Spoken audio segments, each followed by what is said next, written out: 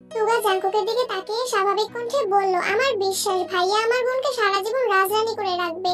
আমার বোনের জীবনে যত ঝড়ই আসুক না কেন ভাইয়া সবসময় তার সামনে ঢাল হয়ে দাঁড়াবে। ভাই হিসেবে এর থেকে বেশি আমি কি চাইবো? লি জাংসুক সঙ্গে সঙ্গে বলে উঠলো, আমার একটা প্রশ্ন আছে। বলো ভাইয়া। লি জাংসুক একটু ভেবে বলল, এই যে তুই জাঙ্কুককে ভাইয়া ডাকিস, তোর বাকি ভাই বোনেরাও জাঙ্কুককে ভাইয়া ডাকে, তাহলে তে কেন ভাইয়া ডাকে না? সুগা সশব্দে হেসে উত্তর দিল, তোমার কি মনে হয় বনু ডাকেনি? সত্যি বলতে বনু আমায় ভাইয়া বলে অভ্যস্ত হয়ে গেছে, তাই ভাইয়াকে শুধু ভাইয়া ডাকতে পারে না। ভাইয়া দেশে ফেরার পর প্রথম বনু ভাইয়াকে একবার জাঙ্কুক ভাইয়া একবার জাঙ্কুক ভাই এমন করে ডাকতো। একদিন বড় আম্মুর সামনে জাঙ্কুক ভাই বলায় বড় আম্মু বললেন, ভাইয়ের নাম ধরে ডাকিস না, বড় ভাইয়া বলে ডাকবি।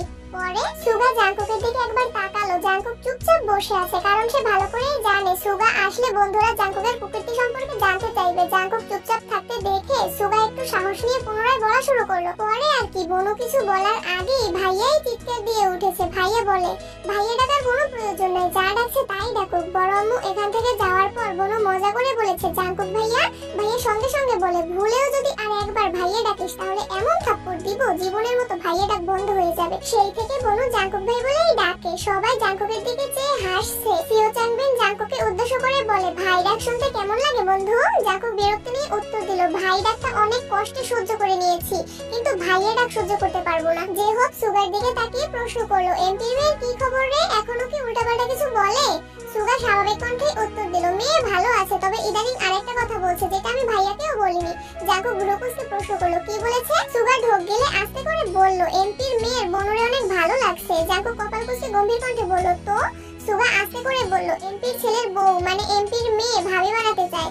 জাঙ্কুক বসা থেকে উঠে রাগান্বিত কণ্ঠে শুধালো, কি? সুগা চেয়ার থেকে উঠে দৌড়ে গিয়ে জেহপের পেছনে লুকিয়েছে। জেহপও দাঁড়িয়ে পড়েছে। সিও চাংবিন আর লি জাংসুক সঙ্গে সঙ্গে জাঙ্কুককে ধরেছে। সুগা জেহপের পেছন থেকে উচ্চস্বরে বলে উঠল, তুমি এভাবে আমায় মারতে পারো না, ভুলে যেও না আমি তোমার সম্বন্ধী হই।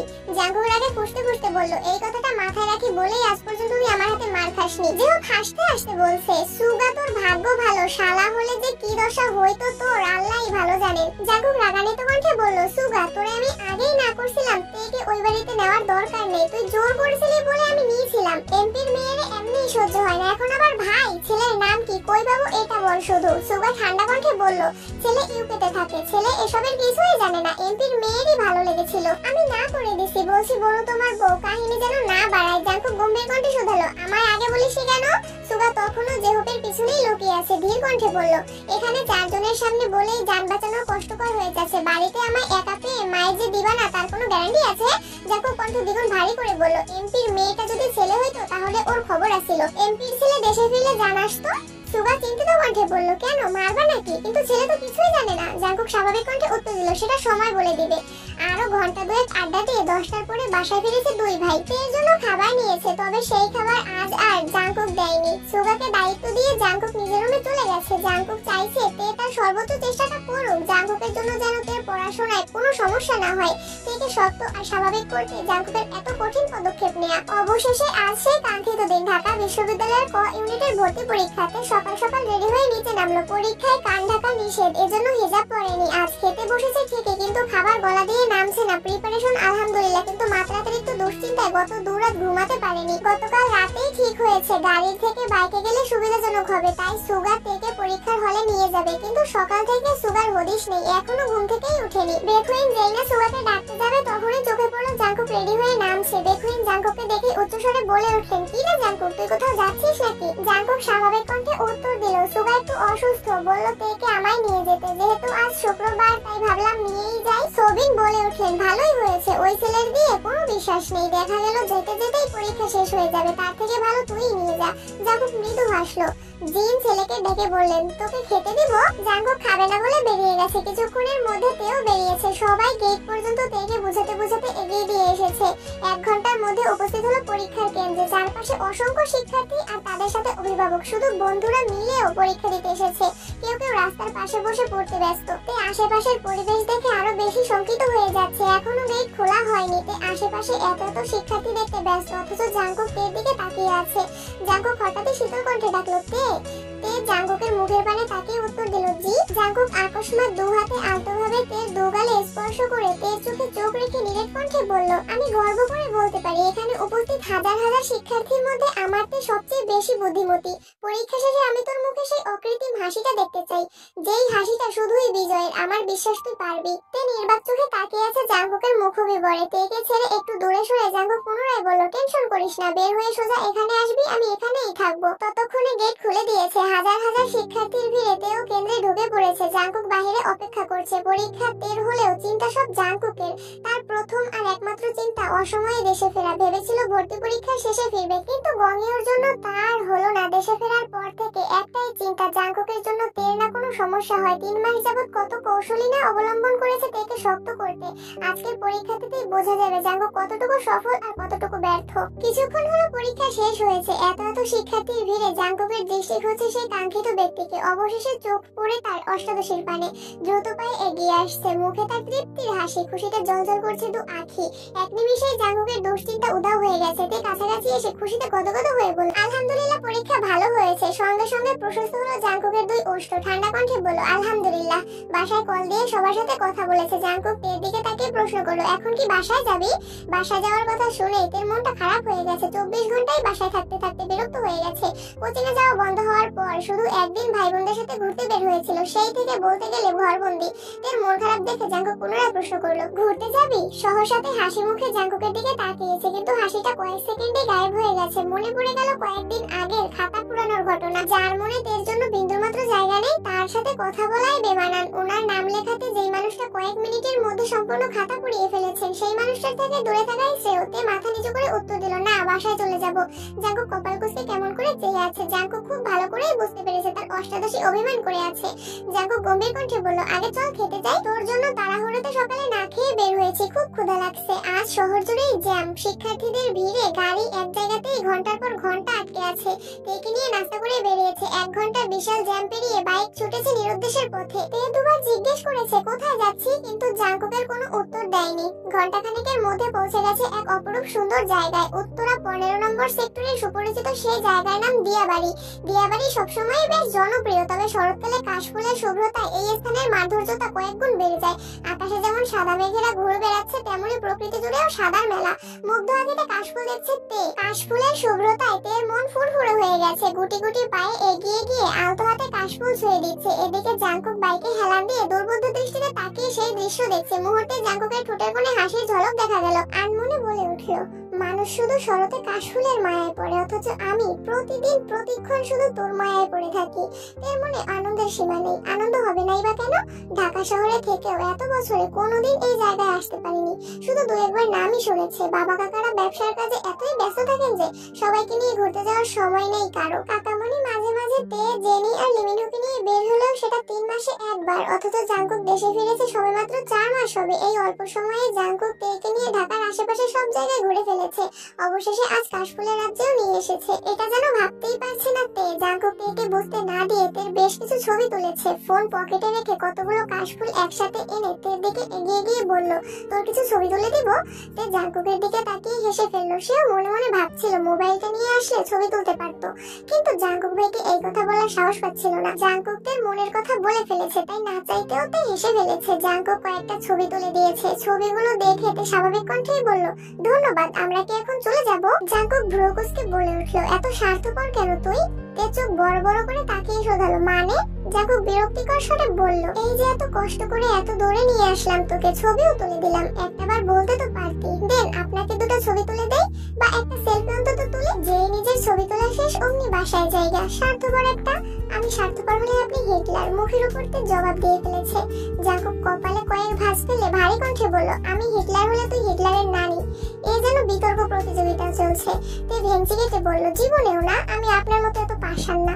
একথা শুনে জাঙ্কুক হেসে ফেলল। আচমকা হাসাতে তে বিস্ময় সমেত তাকিয়েছে। তে ভেবেছিল জাঙ্কুক ভাই হয়তো রেগে যাবেন, কিন্তু উনি হাসতে দেখে বেশ অবাক হয়েছে। জাঙ্কুক গলা খাকারি দিয়ে গম্ভীর কণ্ঠে বলা শুরু করলো, সামান্য একটা কারণে গত 9 বছর তুই আমার সাথে কথা বলিসনি। তুই ভুল করলে বড় ভাই হিসেবে কি তোকে শাস্তি দেওয়ার অধিকার ছিল না আমার? এই যে এতগুলো বছরে একটাবার কথা বলিসনি আমার সাথে, তখন একবারের জন্য কি নিজেকে পাষাণ মনে হয়নি তোর? হয়তো দেশে না ফিরলে এখনো কথা বলতি না, একবারও মনে হয়নি এই মানুষটার সাথে কথা বলা উচিত? তোর এই অসীম দূরত্বে এই মানুষটারও খারাপ লাগতে পারে, ভেবেছিস কখনো? ভাবিসনি। তাই শান্ত চোখে তাকিয়ে আছে, উষ্ণতায় কাঁপছে তীর তীর করে। জাঙ্কুক ভাইয়ের সাথে এত বছরে একবারের জন্য কথা বলতে ইচ্ছে হয়নি তার, অথচ ওনাকে দেখার পর ওনার ভারী কণ্ঠে বলা এক একটা কথা, অনুভূতিহীন আচরণ, ক্রোধিত আঁখি, তাকানোর স্টাইল, ঘন কালো চুল আর গাল ভর্তি ছোট ছোট দাড়ি দেখে ধীরে ধীরে প্রেমে পড়তে বাধ্য হয়েছে। জাঙ্কুক ভাই তো দেশে ফিরে আবারও থাপ্পড় দিয়েছে তাকে। কই, এবার তো সে কথা বন্ধ করেনি। রাগ অভিমান শেষে ঠিকই বারবার কথা বলেছে। এই যে সেদিন খাতা পোড়ালো, তারপরও আজ সেই মানুষটার সাথেই ঘুরতে এসেছে। তাহলে এত বছর কেন কথা বলতে ইচ্ছে হয়নি তার? কিছু বলছে না দেখে জাঙ্কুক বাইকের দিকে চলে যাচ্ছিল। তে আচমকা বলে উঠলো, আপনার সাথে একটা ছবি তোলা যাবে? জাঙ্কুক মুচকি হেসে উত্তর দিল, হোয়াই নট। ঘোরাঘুরি শেষে বাসায় ফিরেছে। তের হাতে অনেকগুলো কাশফুল, তার খুব ইচ্ছে করছে এগুলো বাসায় নিয়ে জেনি আর লিমিনহোকে দেখাবে, কিন্তু জাঙ্কুক ভাইয়ের কড়া নিষেধ, বাসায় নেওয়া যাবে না। বাধ্য হয়ে মানতে হলো জাঙ্কুক ভাইয়ের কথা।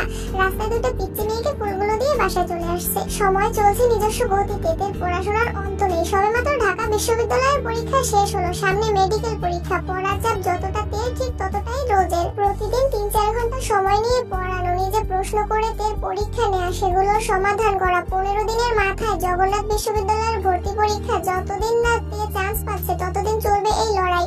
সপ্তাহখানেক পরে ঢাকা বিশ্ববিদ্যালয়ের ক ইউনিটের ফলাফল প্রকাশিত হয়েছে।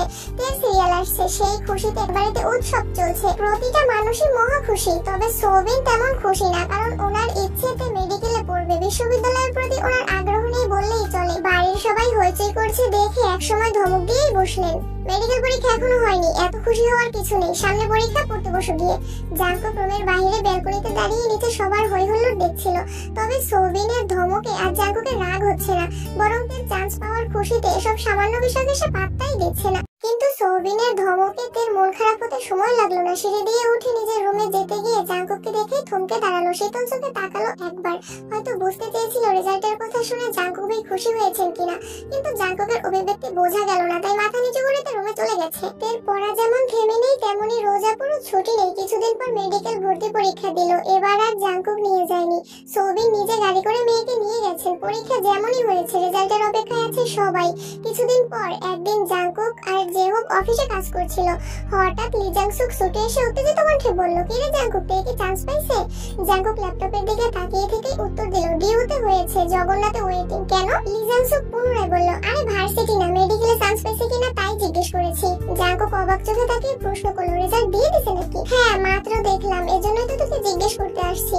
জাঙ্কুক তাড়াতাড়ি ফোন বের করে নেটে রেজাল্ট দেখলো। আকস্মাৎ জাঙ্কুকের মুখটা মলিন হয়ে গেল। জেহব জিজ্ঞেস করলো, কি হলো, চান্স পাইনি?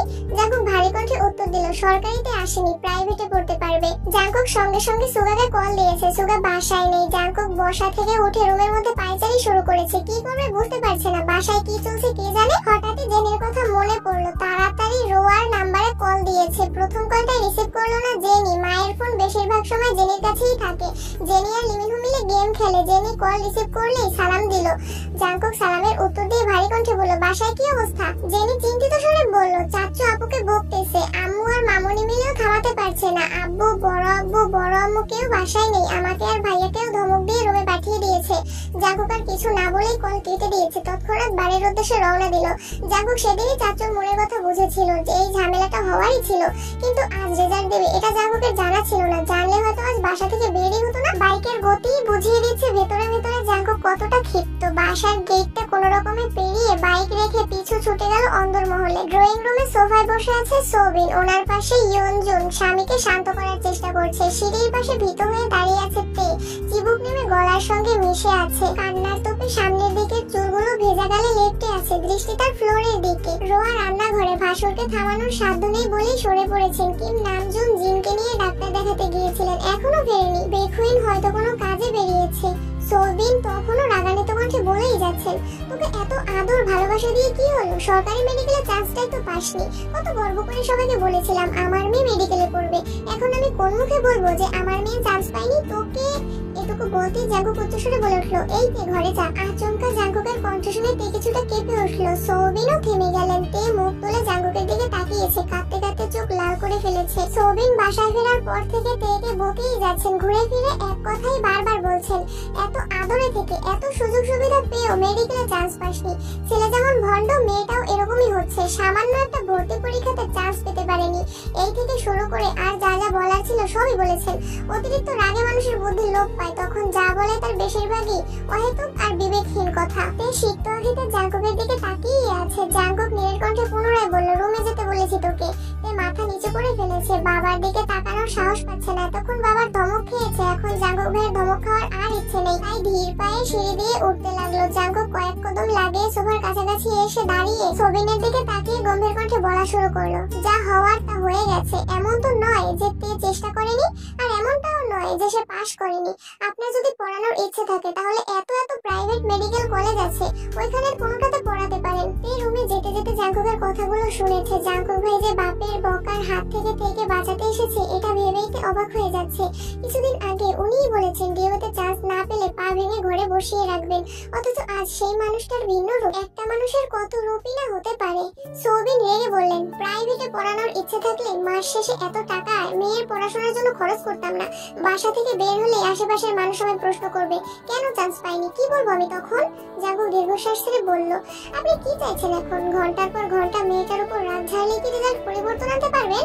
এডমিশন টেস্টের সময় একটা মানুষ এমনিতেই ডিপ্রেশনের মধ্যে দিয়ে সময় পার করে, সেখানে তাকে এভাবে কথা শোনাচ্ছেন।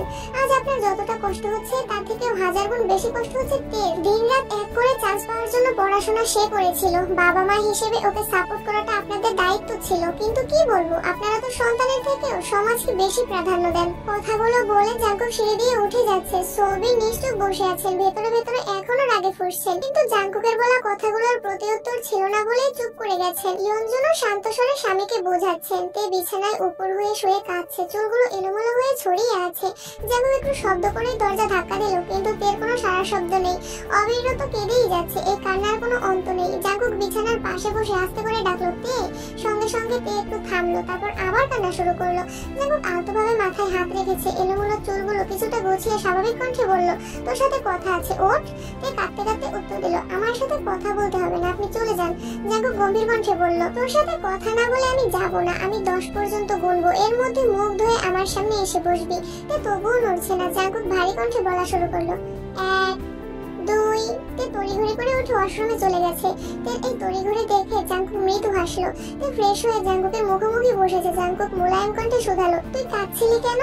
চান্স পাসনি বলে, নাকি চাচু বকেছে তাই? তে নিশ্চুপ থাকতে দেখে জাঙ্কুক আবারও শুধালো, তুই কি মেডিকেলে পড়তে চাস? পড়তে চাইলে বল, প্রাইভেট পড়াবো তোকে। কেউ রাজি না হলে আমি তোকে পড়াবো, শুধু বল পড়তে চাস কিনা।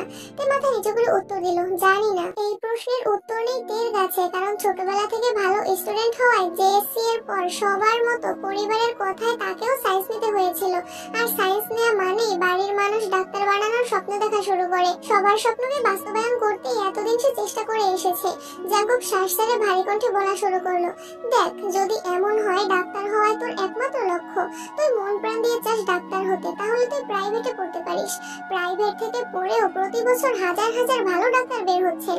কিন্তু যদি মনে হয় ডাক্তার হওয়া তোর একমাত্র স্বপ্ন নয়, তুই সায়েন্স নিয়েছিস, তোর আশেপাশে মানুষ চাইছে তুই ডাক্তার হ, শুধুমাত্র তাদের ইচ্ছে পূরণ করতে মনের বিরুদ্ধে তুই ডাক্তার হতে চাচ্ছিস, তাহলে আমি বলবো কোনো দরকার নেই কারো কথায় বা কারো চাপে নিজের ইচ্ছেকে কখনো মাটি চাপা দিবি না। তোর যেখানে পড়তে ইচ্ছে করে তুই সেখানেই পড়তে পারিস, কে কি বলবে সেটা আমি বুঝবো। তুই নির্বাক চোখে চেয়ে আছে জাঙ্কুক ভাইয়ের মুখের পানে। জাঙ্কুকের বলা কথাগুলো শুনে তের চোখ আবারও টলমল করছে। আর আব্বুও তো কথাগুলো এভাবেই বলতে পারতো। জাঙ্কুক তত্ত্ব শুনে পুনরায় বলল, পৃথিবীর মানুষ কি ভাবছে তাতে আমার কিছু যায় আসে না, তোর ইচ্ছেটাই আমার কাছে সবচেয়ে মূল্যবান। দিন শেষে আমি তোর মুখে মিষ্টি হাসি দেখতে চাই, কারো কথাই নয়। নিজ সিদ্ধান্ত নিবি তুই কি চাস। আবারও বলছি, তুই যা চাস তাই হবে। জাঙ্কুক চলে গেছে। জাঙ্কুকের দেয়া সান্ত্বনাতে আর কিছু হলো কিনা জানা নেই, তবে তের কান্না থেমে গেছে। দীর্ঘ সময়ের অশান্ত মন শান্ত হয়ে গেছে। তবে এখন নিচে যাওয়ার কোনো ইচ্ছে তার নেই। লাইট অফ করে শুয়ে শুয়ে ফোন চাচ্ছিল। জিমিনের সাথে কথা হয়নি। জিমিনকে 2 কতবার কল দিয়েছে, কিন্তু কোনো খবর নেই। ফেসবুকে ঘুরতে ঘুরতে জাঙ্কুক ভাইয়ের একটা ছবি সামনে আসছে। এতদিন পড়াশোনার চাপে জাঙ্কুক ভাইয়ের আইডিটাও ঘুরে দেখা হয় না, তাই আজ সময় নিয়ে আইডিতে ঘুরতেছে। হঠাৎই চোখে পড়লো সামনে জাঙ্কুক ভাইয়ের জন্মদিন। তে দিন গুনছে, আর মাত্র 3 দিন বাকি। কিভাবে কি করবে এসব ভাবতে ভাবতে রেজাল্টের চিন্তা মাথা থেকে চলে গেছে। তারপর কখন যে ঘুমিয়ে পড়েছে কে জানে। কিছুক্ষণের মধ্যেই জিন আর কিম নামজুন বাসায় ফিরেছেন। তের মন খারাপ শুনে দেখতেও গিয়েছিলেন, কিন্তু তে ঘুমোচ্ছে দেখে ডাকেননি। ছোটবেলা থেকেই তের ঘুম অনেক গভীর, আর ঘুমের মধ্যে তেকে ডাকলে মাথা ব্যথা করে, তাই সচরাচর কেউই ডাকে না। কিছুক্ষণ পর জাঙ্কুক মায়ের রুমে গেছে। কিছুদিন যাবতই জিনের প্রেসার বাড়তি, মাথা ভার হয়ে থাকে, চোখে ঝাপসা দেখছিলেন। জাঙ্কুক মায়ের কাছে কিছুক্ষণ বসে খাবার খাইয়ে তারপর ওষুধ খেয়ে নিজের রুমে আসছে।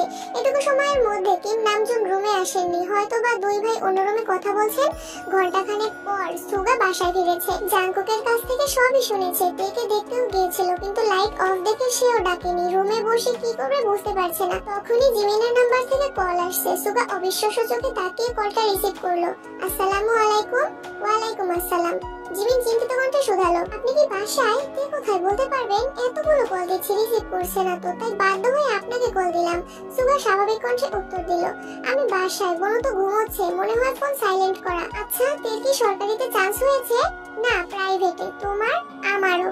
সুগা দিয়ে কণ্ঠে বলল, চিন্তা করো না, যা হবে ভালোই হবে। ডিইউতে তো তোমারও চান্স হয়েছে শুনলাম। বোনরে বুঝাইয়া দুজনেই ভর্তি হতে পারো, হয়তো আল্লাহ চাচ্ছেন দুই বান্ধবী একসাথে থাকো। জিমিন মৃদু হেসে উত্তর দিল, হয়তো বা, দোয়া করবেন। আল্লাহ হাফেজ। সুগাও আল্লাহ হাফেজ বলে কল রেখে দিয়েছে। অনেক ভেবেচিন্তে তে একটা প্ল্যান করেছে। জাঙ্কুক ভাইয়ের জন্মদিনের দিন এসে জাঙ্কুক ভাইকে নিজের ভালোবাসার কথা বলবে। হ্যাঁ হোক বা না, সে এই লুকোচুরির সমাধান চায়। অষ্টাদশে যতটা উত্তেজিত ঠিক ততটাই আতঙ্কিত। মনটা শুধু কু গাইছে। সকাল থেকে জিমিনকে কম করে হলেও 100 বার কল করেছে। তে বিশাল এক লিস্ট তৈরি করেছে, কিন্তু শপিং করতে সে যাবে কিভাবে? গতকালই রেজাল্ট দিল। এই অবস্থায় শপিং এ যাবে বললে আব্বু কি করবে আল্লাহ জানে।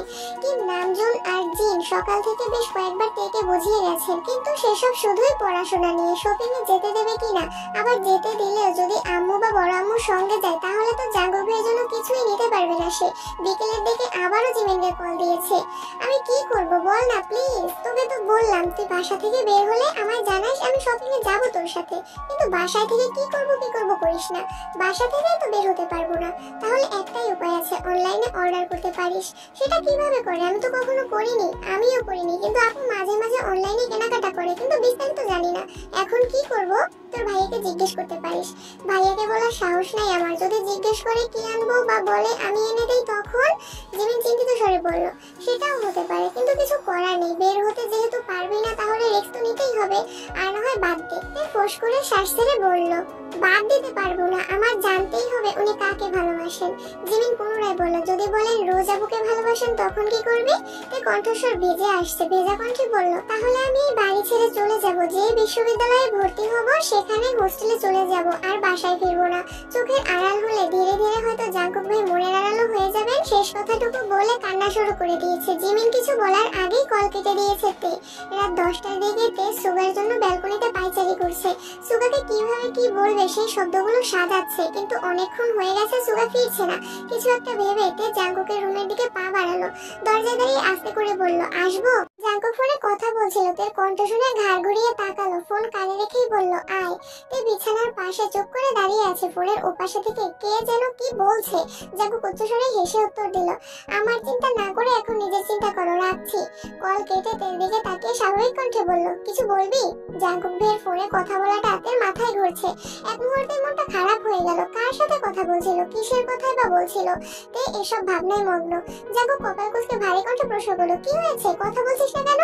তে নড়ে উঠলো। শীতল কণ্ঠে বলল, অনলাইনে শপিং কিভাবে করে? তের এমন প্রশ্ন শুনে জাঙ্কুক ভ্রুজোড়া কপালে তুলে অবাক দৃষ্টিতে তাকালো। জাঙ্কুক ভেবেছিল এখনো হয়তো রেজাল্টের চিন্তায় তে মন খারাপ করে আছে, কিন্তু সে যে রেজাল্টের চিন্তা থেকে বেরিয়ে শপিং করার কথা ভাবছে বা শপিং করতে যাচ্ছে, এতে জাঙ্কুক খুব খুশি হয়েছে। জাঙ্কুক ঠান্ডা কণ্ঠে বলল, কি লাগবে বল, আমি এনে দিব নে। তে মাথা নিচু করে জানালো, আমায় শিখিয়ে দেবেন প্লিজ। জাঙ্কুক নিজের ফোন থেকে কিছু টাকা তেল নম্বরে দিয়ে শপিং এর সিস্টেম বুঝিয়ে দিয়েছে। তে চলে যেতে নিলে জাঙ্কুক ভারী কণ্ঠে বলল, দাঁড়া। দরজার কাছে গিয়ে দাঁড়িয়ে পড়েছে। জাঙ্কুক নিজের ওয়ালেট থেকে একটা ক্রেডিট কার্ড বের করে তের দিকে এগিয়ে দিল। জাঙ্কুক পুরো কণ্ঠে জানালো, এই কার্ডটা আমার ছিল, আজ থেকে এটা তোর, যখন যা ইচ্ছে কিনতে পারিস। সাথে ক্রেডিট কার্ডের পিন নাম্বারটাও দিয়ে দিয়েছে। জাঙ্কুকের এমন কাণ্ডেতে আশ্চর্য বনে গেল। জিভ দিয়ে ঠোঁট ভিজিয়ে বৃহৎ নয়নে জাঙ্কুকের দিকে তাকিয়ে আছে। জাঙ্কুক বড় করে নিঃশ্বাস ছেড়ে ভ্রু গুটিয়ে বলল, এভাবে তাকাস না প্লিজ। তে সঙ্গে সঙ্গে মাথা নিচু করে রুম থেকে বেরিয়ে যাচ্ছে। জাঙ্কুক নিশ্চুপ চেয়ে আছে তার প্রিয়তমার যাওয়ার পানে। আজ রাত 12টা জাঙ্কুকের জন্মদিন। বন্ধুরা জাঙ্কুককে আটকে রেখেছে। জাঙ্কুক কখনো জন্মদিন পালন করে না, কিন্তু এত বছর পর বন্ধুর জন্মদিনের সময় বন্ধুকে কাছে পেয়েছে, তাই সবাই মিলে প্ল্যান করেছিল।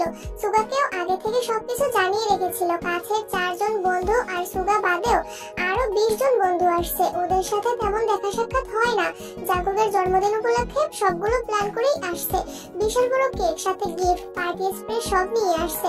12টা পর্যন্ত অপেক্ষা করা সম্ভব না বলে রাত 10টার পরেই কেক কেটে ফেলেছে। বন্ধুদের হই হুল্লোড় শেষে সবাইকে নিয়ে রেস্তোরাঁয় গেছে। খাওয়া দাওয়া শেষে সবাইকে বিদায় দিয়ে জাঙ্কুক আর সুগা বাসার দিকে চলে আসছে। ঘড়ির কাঁটা যখন ঠিক 12টায়, তখন জাঙ্কুক আর সুগা বাসায় ঢুকেছে। বাড়ির সবাই অনেক আগেই ঘুমিয়ে পড়েছে।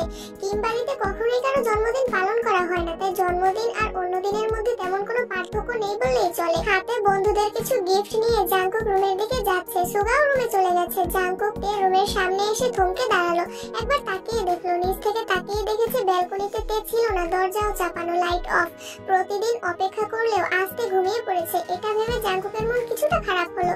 যত ব্যস্তই থাকুক না কেন, জাঙ্কুক মাথায় সবসময় থাকে বাসায় কেউ একজন তার অপেক্ষা করছে। ভাবতেও ভালো লাগে। তবে আজ তার ব্যতিক্রম ঘটলো। জাঙ্কুক কয়েক মুহূর্ত থেমে আবার নিজের রুমের দিকে চলে গেল। এক হাতে গিফট গুলো নিয়ে অন্য হাতে দরজা ধাক্কা দিতেই আশ্চর্য নয়নে তাকালো। রুম জুড়ে মাটির প্রদীপ জ্বলছে। বিছানার উপর একটা কেক রাখা, তার আশেপাশে ছোট বড় বেশ কয়েকটা গিফট বক্স। আকস্মাত তে পাশ থেকে একগুচ্ছ লাল রঙের গোলাপ জাঙ্কুকের সামনে ধরে কাঁপা কাঁপা গলায় বলল, হ্যাপি বার্থডে জাঙ্কুক ভাই। একটা সাদা রঙের জামা পরনে, চুলগুলো ছাড়া। এই কয়েক মাসে তের চুলগুলো বেশ লম্বা হয়ে গেছে। চোখে গাঢ় করে কাজল দেওয়া, ঠোঁটে হালকা করে লিপস্টিকও লাগিয়েছে। আজ রুম জুড়ে জ্বলজ্বল করা প্রদীপের আলোতে তেকে দেখে জাঙ্কুক বশীভূত নয়নে তাকিয়ে আছে। বুকের বাঁ পাশে থাকা হৃৎপিণ্ডের তীব্র স্পন্দন জানার দিচ্ছে খুব শীঘ্রই একটা অঘটন ঘটতে যাচ্ছে। জাঙ্কুক ফুলগুলো হাতে নিয়ে চোখ বন্ধ করে দীর্ঘশ্বাস ছাড়লো, কিন্তু হৃৎপিণ্ডের ছোটাছুটি কমছে না, বরং দ্বিগুণ বেড়ে গেছে। তেও তাকিয়ে আছে জাঙ্কুকের মুখের পানে। জাঙ্কুক ভাইকে দেখে সবসময়ের মতো আজও হৃদস্পন্দন জোরালো হলো। জাঙ্কুকের মোহময় দৃষ্টি তাকে স্থির থাকতে দিচ্ছে না। মাথায় থাকা প্রশ্নগুলো ভুলতে শুরু করেছে। এর কাজল দেওয়া চোখ জাঙ্কুককে নিয়ন্ত্রণহীন করে তুলেছে। জাঙ্কুক হাতে থাকা গিফটগুলো ড্রেসিং টেবিলে রাখতে রাখতে গম্ভীর কণ্ঠে শুধালো, এসবের মানে কি? জাঙ্কুকের কণ্ঠস্বরেতে স্বাভাবিক হলো। মাথা নিচু করে ফেলল সঙ্গে সঙ্গে, কিছুই বলল না। নিস্তব্ধতায় কাটলো কিছুক্ষণ। জাঙ্কুক ফুলগুলোতে আলতো হাতে ছুঁয়ে সেগুলো বিছানার উপর কেকটার পাশে রেখে একটা ট্রাউজার নিয়ে ওয়াশরুমে চলে গেছে। জাঙ্কুক চলে যাওয়াতে ধপ করে বিছানার পাশে বসে পড়েছে। জাঙ্কুক ভাই কিছু না বলেই চলে গেছেন। আল্লাহ জানে আজ কপালে কি আছে। জাঙ্কুক ভাই যদি কেক ফেলে দেন, যদি আবারও থাপ্পড় দেন, আনমনে হাবিজাবি ভাবছে। তে বুঝতে পারছে না জাঙ্কুক ভাইয়ের জন্য অপেক্ষা করবে নাকি রুম থেকে চলে যাবে।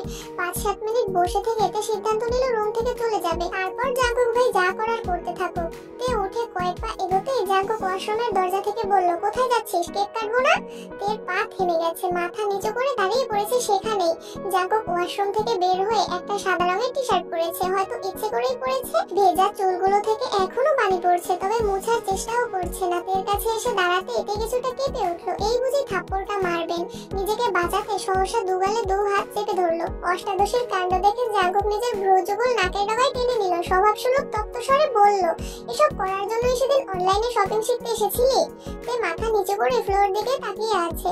জাঙ্কুক পুনরায় বলল, অনেক সুন্দর সাজিয়েছিস, অসংখ্য ধন্যবাদ। তবে এটাই যেন লাস্ট টাইম হয়। আমার জন্মদিন পালন করা ভালো লাগে না, আর এই বাড়িতে এসব কিছু চলে না। প্রথমবার পাগলামি করেছিস, তাই কিছু বললাম না। তে জাঙ্কুকের মুখের দিকে তাকিয়ে আছে। জাঙ্কুক তখনও তাকিয়েই ছিল। দ্বিতীয়বার সেই কাজল কালো চোখে চোখ পড়ায় জাঙ্কুক সঙ্গে সঙ্গে নিজের দৃষ্টি সরিয়ে নিয়ে বিছানার কাছে চলে গেল। এই চোখে দীর্ঘ সময় তাকালে নিজেকে নিয়ন্ত্রণ করতে পারবে না সে।